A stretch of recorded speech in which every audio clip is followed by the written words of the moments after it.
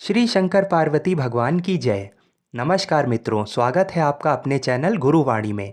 जैसा कि आप सभी जानते हैं कि हिंदुओं का प्रमुख त्यौहार वट सावित्री व्रत आने वाला है, जिसकी प्रतीक्षा सुहागिन स्त्रियां साल भर करती हैं।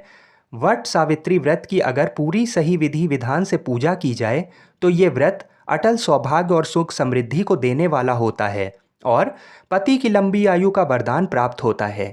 इस वर्ष वट सावित्री व्रत 30 मई के दिन सोमवार को रखा जाएगा। आज के इस वीडियो में हम उन प्रश्नों का उत्तर देंगे जिनको लेकर हमारे मन में जिज्ञासा रहती है कि जैसे अगर हमारे घर के आसपास बरगद का पेड़ ना हो तो हम वट सावित्री व्रत की पूजा कैसे करें, और वट सावित्री के दिन क्यों होती है बरगद की पूजा, और बरगद के पेड़ में, जिसको हम वट वृक्ष भी कहते हैं, उसके किस स्थान में सावित्री जी का निवास होता है।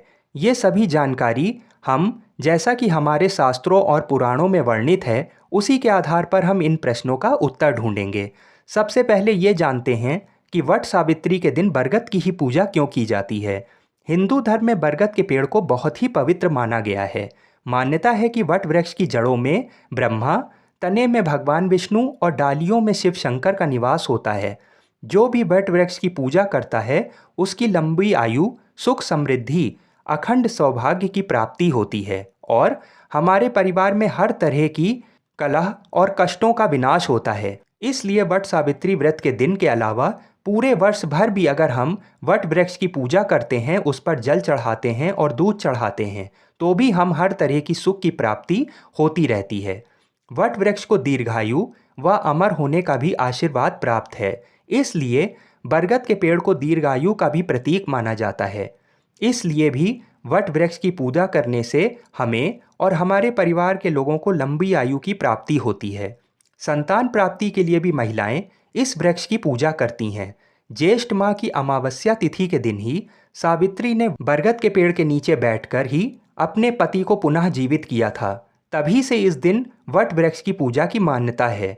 मार्कंडे ऋषि ने बरगद के वृक्ष के पत्ते पर श्री कृष्ण जी के बाल रूप के दर्शन किए थे। आइए अब जानते हैं कि बरगद के पेड़ के किस हिस्से में सावित्री जी का निवास होता है। अक्सर आपने देखा होगा कि बरगद के पेड़ में बहुत सारी शाखाएं नीचे की तरफ लटकती हुई होती हैं। इन्हीं शाखाओं और जड़ों को देवी सावित्री का रूप माना जाता है। कई स्त्रियों को ये दिक्कत होती है कि जिनके घर के आसपास बरगद का पेड़ नहीं है, तो इस दिन पूजा किस प्रकार की जाए। वट सावित्री के दिन के एक दिन पहले बरगद के पेड़ की एक टहनी को तोड़ लें। एक दिन पहले इसलिए तोड़ना है क्योंकि वट सावित्री व्रत ज्येष्ठ अमावस्या के दिन होता है और अमावस्या के दिन पेड़ या पत्ती को तोड़ने से पाप लगता है। टहनी ज़्यादा बड़ी नहीं होनी चाहिए। उस टहनी में 4-5 पत्ते हों और आगे की तरफ कोमल पत्तियां हों।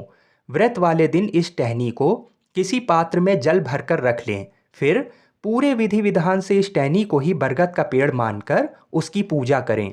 इस टहनी में कलावा या कच्चे सूत को लपेटें, सिंदूर लगाएं, दूध चढ़ाएं और अक्षत चढ़ाएं और धूप दीप से पूजा करें, तो आपको पूरा फल प्राप्त होगा। इस दिन वट सावित्री व्रत की कथा को अवश्य सुनें। एक बात का विशेष ध्यान रखें कि इस कलश को अपने मंदिर में ही रखें, जहां पूरी तरह से साफ सफाई हो। पूजा करने के अगले दिन इस टहनी का विसर्जन कर दें। अगला प्रश्न मन में ये आता है कि इस दिन क्या खाना चाहिए।